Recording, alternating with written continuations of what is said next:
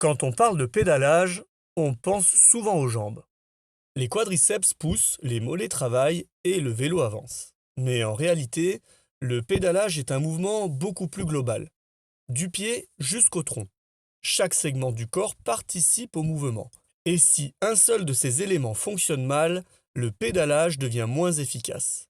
Et parfois, plus contraignant pour le corps. Aujourd'hui, on va comprendre comment le corps produit réellement le mouvement à vélo. Cyclo, Cyclolab. Cyclolab. Cyclolab. Dire le cyclisme autrement. Cyclolab est un espace dédié à la compréhension du corps du cycliste. Ici, on explore le geste, les sensations, la fatigue, le plaisir de rouler et la performance lorsqu'elle s'inscrit dans un équilibre durable. Cyclolab est né d'un travail de recherche, d'analyse et d'expérimentation mené par des kinésithérapeutes spécialisés dans le cyclisme en lien avec les connaissances scientifiques du mouvement et l'expérience du terrain. L'idée est simple, mieux comprendre son corps pour rouler plus confortablement, progresser avec cohérence et continuer longtemps avec plaisir. Prenons maintenant le temps de lire ensemble le cyclisme autrement. Pour comprendre le pédalage, on peut utiliser une image très simple. Le corps du cycliste fonctionne un peu comme une chaîne de transmission. Sur un vélo, la chaîne relie plusieurs éléments, le pédalier, la cassette, puis la roue. Si un maillon fonctionne mal, toute la transmission devient moins efficace. Dans le corps du cycliste, c'est exactement la même chose. Les pieds, les jambes, le bassin, le tronc et même les bras forment une chaîne de mouvement. Lorsque chaque segment fonctionne en harmonie, le pédalage devient plus fluide et plus économique. Aujourd'hui, pour comprendre cette mécanique, on va simplement remonter le corps du cycliste, des pieds à la tête. Les pieds, premier point de contact avec le vélo. Tout commence par le pied. C'est lui qui est en contact direct avec la pédale. C'est ici que la force musculaire devient une force mécanique appliquée au vélo. Mais le pied n'est pas seulement une structure rigide. C'est aussi un organe sensoriel. Il perçoit les pressions, les appuis et participe à l'adaptation du mouvement. Des études en biomécanique du cyclisme montrent que la coordination entre le pied, la cheville et le genou influence directement l'efficacité du pédalage.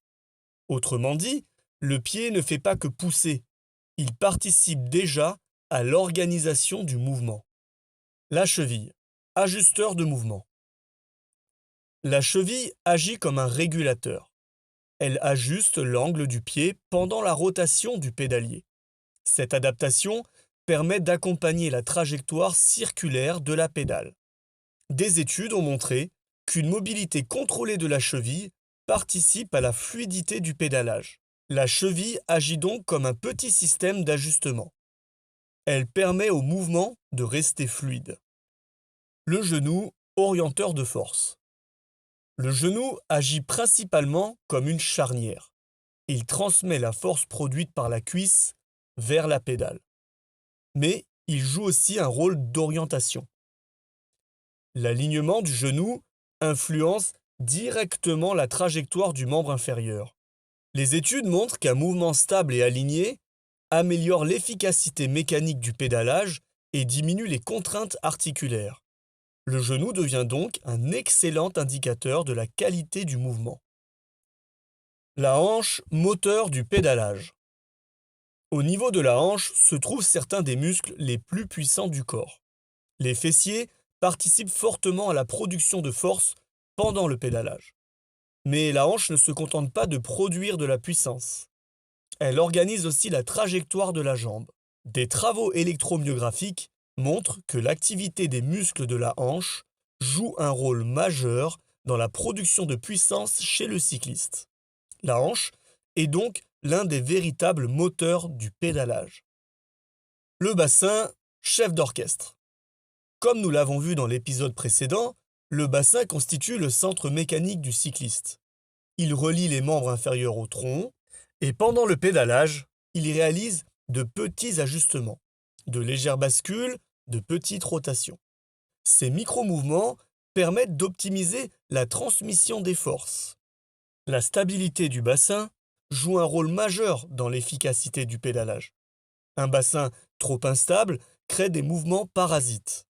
Un bassin trop figé limite l'adaptation du mouvement. Le tronc, stabilisateur du système. Le tronc agit comme une plateforme de stabilisation. Il maintient l'équilibre du corps pendant que les jambes produisent le mouvement. Des travaux ont montré que la stabilité du tronc influence la performance dans les mouvements cyclistes.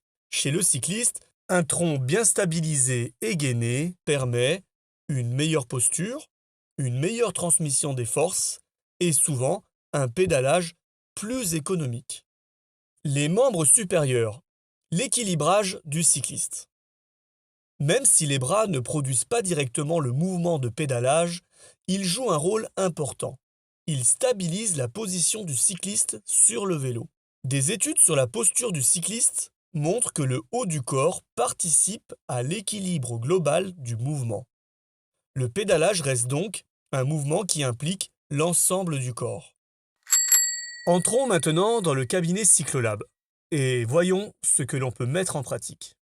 Aujourd'hui, Cyclolab vous propose d'observer votre pédalage pendant quelques minutes. Regardez la trajectoire de vos genoux. Le mouvement est-il fluide? Le genou monte-t-il et descend-il dans un axe stable?